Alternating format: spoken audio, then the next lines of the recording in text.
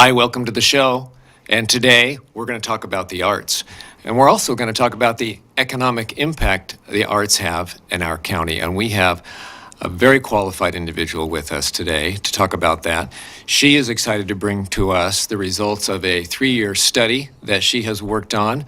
And she brings a lot of background and knowledge to that project. And she's excited to tell us about it, and it's Sharon Morgan. Sharon, thank you so much for being here with the Yamhill County Cultural Coalition. You've served with them on the board? Yes. Coalitions have been in existence in Oregon for 12 years now, and I helped with the planning for the Yamhill Commission, but I rejoined the board a couple of years ago. Now, tell us about what the purpose of the coalition is. What does it do? The state of Oregon has this unique Oregon Cultural Trust. Like the bottle bill, we were the vanguard of that kind of thinking. It was a way to give more money to arts and heritage and preservation and the humanities by private investments as opposed to only government investment, which is what the Oregon Arts Commission and Humanities Commission receive. So every county gets a per capita allocation of the dollars that have come in during the previous year to the trust, and their responsibility is to give that out into grants of their county or their region. So there are 36 counties, 9 tribes. Everyone gets a per capita allocation. Then you give it to grants for arts or culture. To nonprofits, mainly, we were unique in designing our grant programs so that individuals and non-arts organizations that want to do a cultural event that involves the public or education can apply for our grants. Now, you talked about Oregon being out in front of this artistic endeavor like the bottle bill. With this way that the coalitions are funded, let me just back up because to me it's amazing. It's fantastic. Right. And a lot of people know about this, but if they don't, this is going to blow their mind. Right. That if I donate $500 to a qualifying Nonprofit, cultural nonprofit, like Gallery Theater, yes, say I give them $500. Now I've earned the privilege to say, another $500 of my tax money, I would like to go to the Oregon Cultural Trust. And that becomes a tax credit. Yes. So if you were going to pay $1,000 in taxes, you would only be paying $500 in taxes.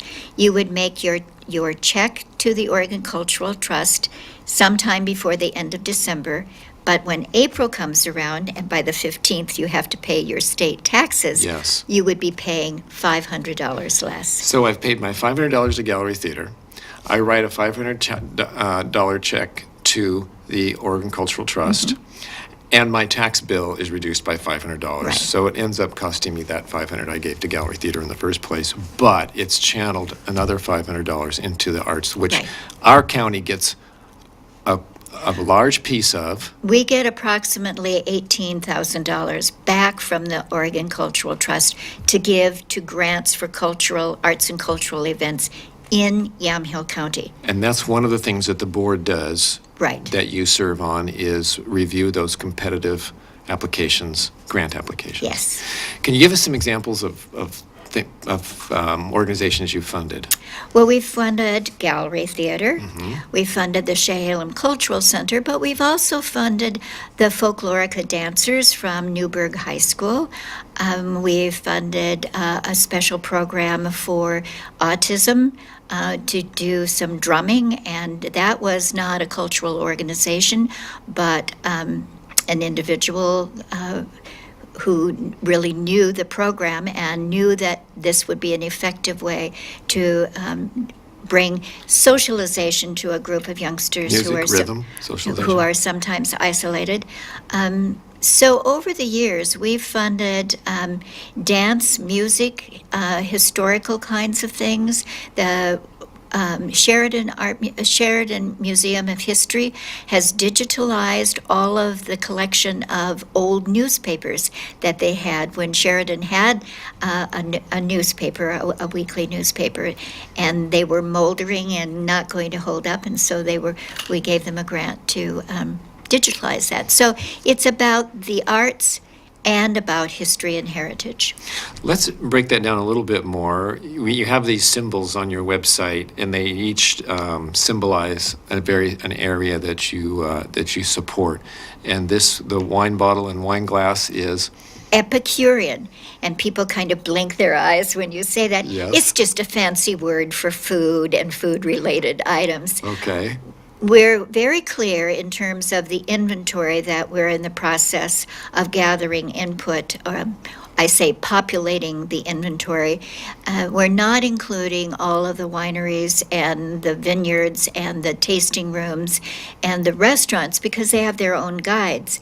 But if you're a specialty food purveyor, if you work with herbs, if you're a century farm, then you would come in under the Epicurean section. Now, compiling assets, you're compiling an inventory of cultural assets in the county. Right. And we're going to talk more about that, but that's what you're referring Yes. to. All right, this next symbol here looks like history. History and heritage. So it would be cemeteries, the historic cemeteries. It would be the organizations that work with history and heritage. It would be the individuals who have a collection.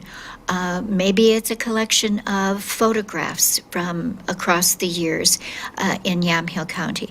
Everything in the inventory must pertain to Yamhill County.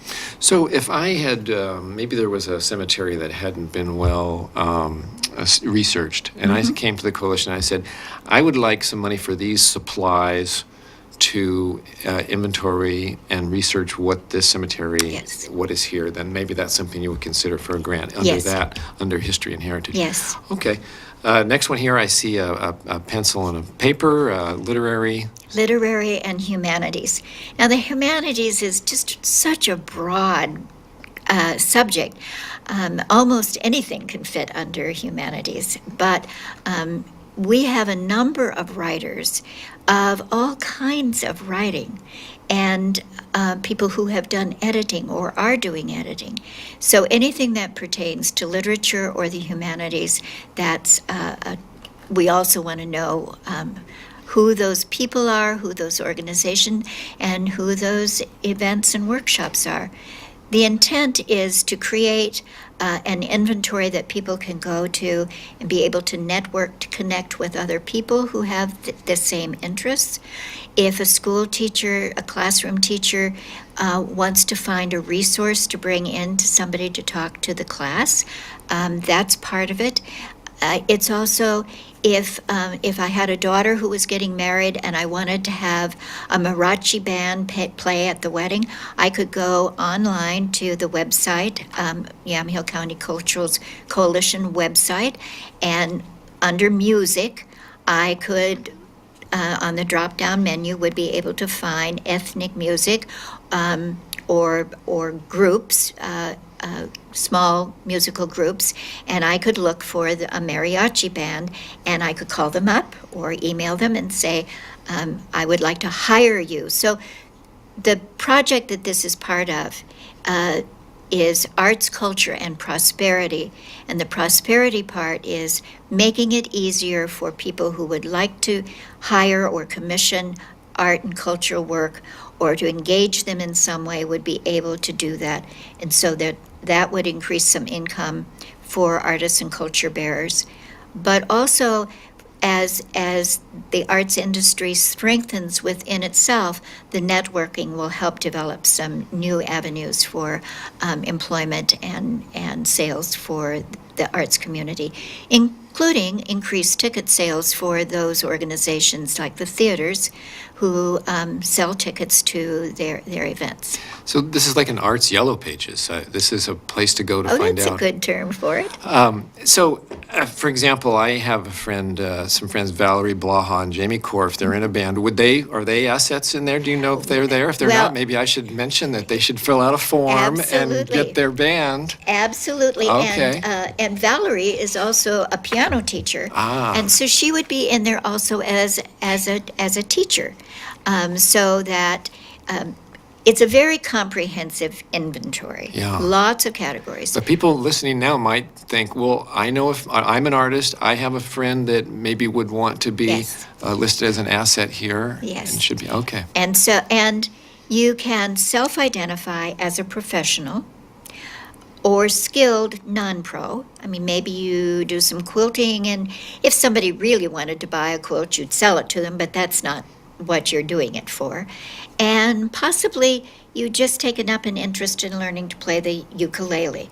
So you can, in all categories, across the categories, you can, in each one, you would identify your skill level or your interest. So I wouldn't be contacting you if you were just learning to play the ukulele to be a concert master or whatever. But if you were skilled in that or taught that, then you would check at a different level. Well, I know a couple of skilled quilters, Kate McIntyre, Nancy Braun. I don't know if you know them, but they should be Absolutely. in there as assets. Absolutely. Okay, well, okay, let's go to the next one. Performance arts. This is dance, theater. Dance, music, theater, comedy, any kind of public or private performance areas. And again, you would identify your skill level. The other unique feature of this inventory, as opposed to any other asset inventory that's online, is that it's also in Spanish. The coalition is very interested in identifying and being able to support with grants and with services of the large cultural community in the Latino population. And we have a grant as part of this project in which we have an outreach worker, we call an arts field worker, that can sit down with Spanish-speaking populations and help them become part of the inventory.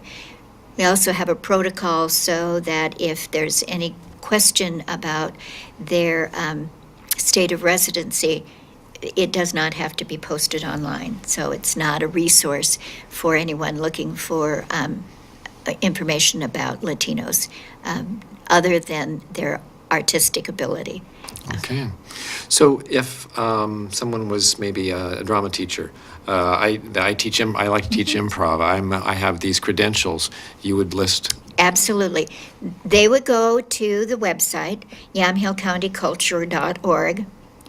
They would look through the menu of what we cover there, and they would fill out all the different categories. And as I say, they might be skilled in one, professional in another, and hobby interest in another.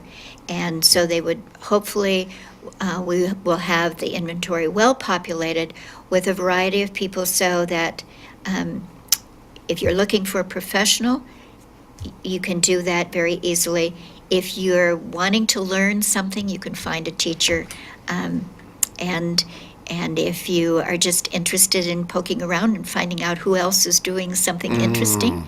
I did have a professional, very fine visual artist say, well, Sharon, are you going to put in those little old ladies who crochet those antimacassars for toilet paper rolls? And I said, well, I don't consider that necessarily high art, but knowing how to crochet is very important. So yes, we would want, and being a little old lady myself, I would want the little old lady to be in there. I would also want this very fine professional visual artist to be in there because there's room for it all. And we need to manage our history.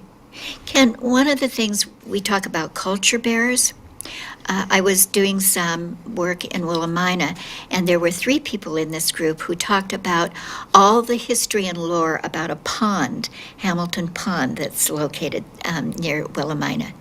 And they all had stories.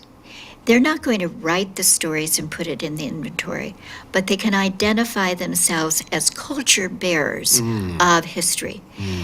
A project that hopefully we will be able to follow up on that is training for gathering oral histories.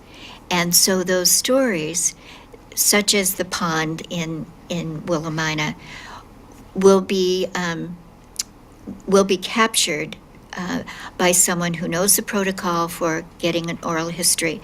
And we have a relationship with OSU and with the folklore program that will then digitalize that. And the Yamhill Cultural Historical Society will have a copy, as will, if it were a Willamina story, the Willamina Museum would. If it were a Sheridan story, would their museum. So that years from now, if a writer comes and wants to do some original work, they can hear those stories long after those people are gone. And their grandchildren, if their children and grandchildren now are in this kind of mode and not really interested in hearing the family lore, maybe the grandchildren will, and they would be able to go to the museums and find. We're hopeful that Yamhill County will have a real trove of original material that can be a resource for researchers and educators and families. So I have this picture of, I hope some people that are watching, or we'll hear from some people that are watching, that there's some old timers that are cultural assets that we need to know about. Yes. These men or women were pioneers. They were maybe brought the Oddfellows to the area, and they know the history backwards and forwards of the Oddfellows. That would be a cultural heritage that we would not want to lose. They should be in here as an asset, and at some point, someone may come to talk to them and get that oral history and preserve it. So you don't know who those old timers are that have a story to tell, and I hope that they will put their name in there. I have a story to tell, and hopefully someone will get to them. Right. And record that. That's a cultural asset, those people. Absolutely. Okay. Wonderful one. So it's people, organizations, places, all of the things that really make a rich heritage for Yamhill County. Yeah.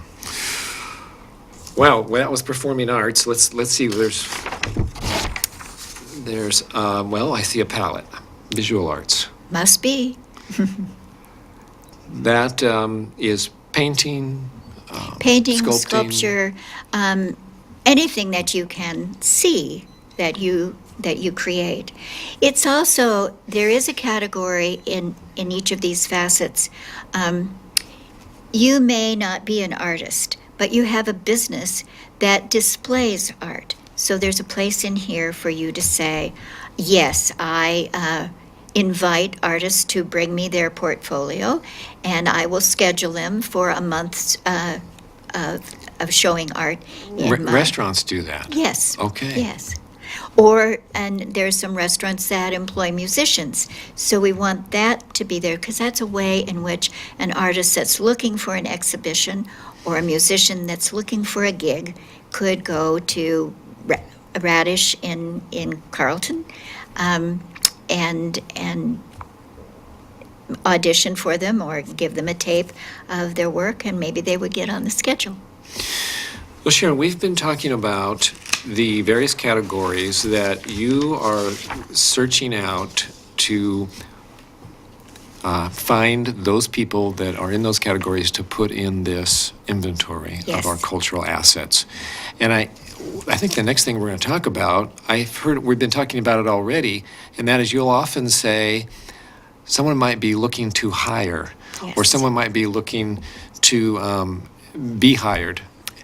If there's an economic impact, there's an economic aspect to the arts that you have a whole story to tell about. Now let's launch into that. You've been doing this, working on this study, and I'll be quiet and tell us about it. Well, I think one of the key phrases that I want us to start thinking about is changing how we talk about the arts to really thinking and speaking and interacting with the arts industry, particularly as it relates to Yamhill County.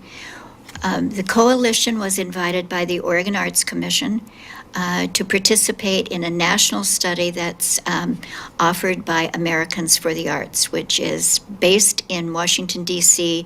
It's a national service organization that does the kind of studies and conferences that no smaller organization or a state could accomplish. So they do nationally important events.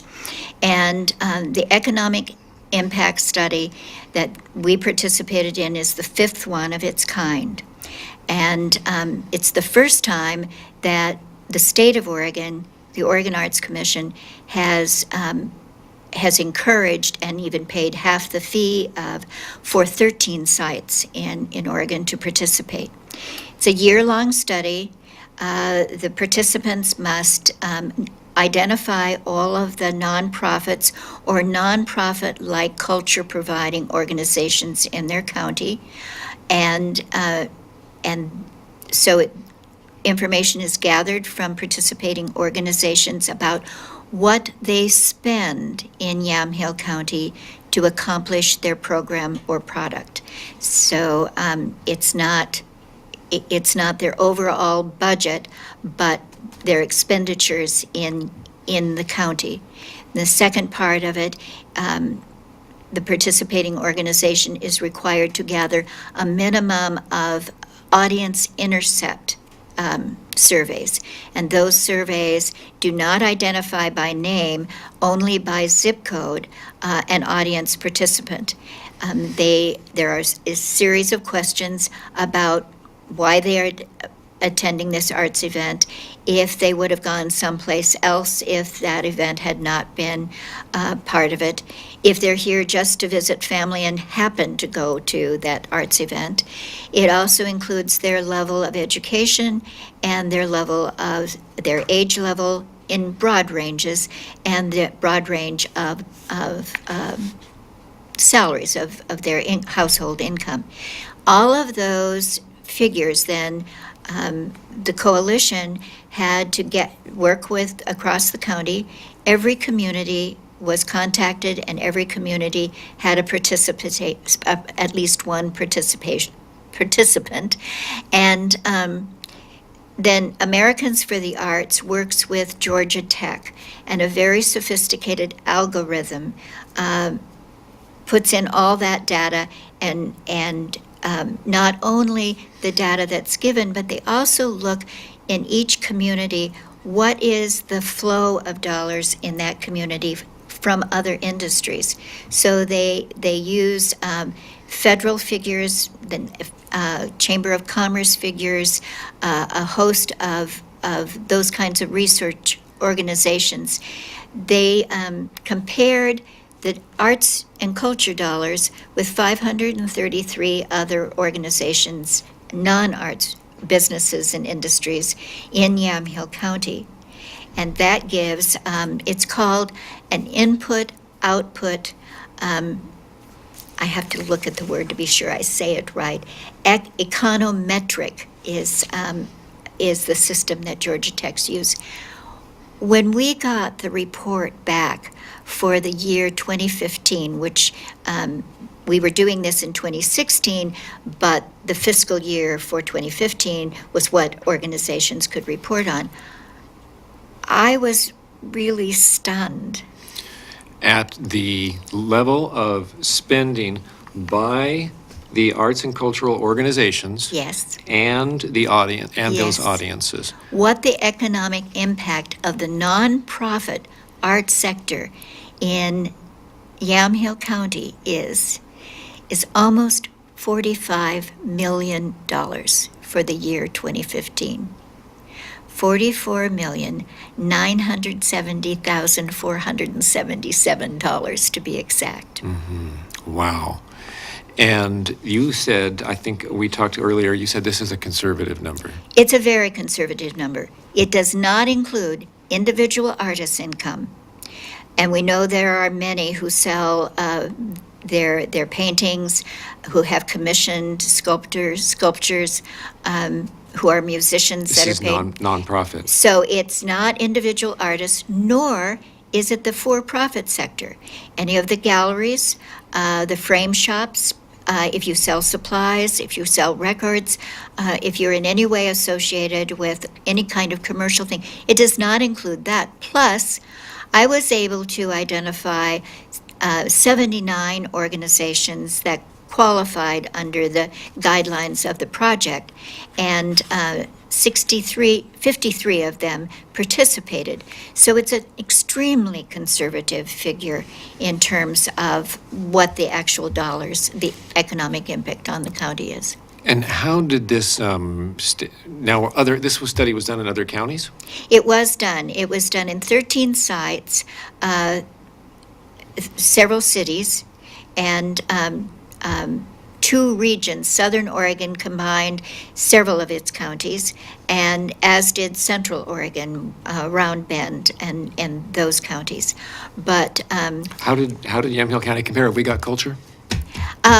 we're the shining star of the state. Of these 13 sites, Of these 13 sites, our county, Our county, in comparison to the other counties, Washington County, Clackamas, Clatsop, Lincoln, and a couple of others, none of them came close. Ashland included. Well, Ashland That county was part of a, was part of a larger Tri-county. region. So those 2 regions and the cities of Portland, Eugene, and Corvallis had higher figures than we did. But they also have more professionally staffed organizations. We have a mere 5 that are professionally staffed. Every other one of these 53 organizations might have a contracted employee for, like, Art Harvest or the Terroir Festival. But most of them are volunteer run. The coalition is all volunteers. So it's spectacular and stunning. Sharon, And that's why I say arts industry. we have just enough time for you to tell us about, can you believe it, it's almost 30 minutes, the conference, the Congress that's coming up. Right. And how all this work will point to that and what that Congress is about. Would you tell us about that? On October 27th, there will be the first Arts and Heritage Congress at the Chehalem Cultural Center in Newburgh, who's a full partner with the coalition in presenting the coalition. We're working with the economic development people in the county, some statewide people.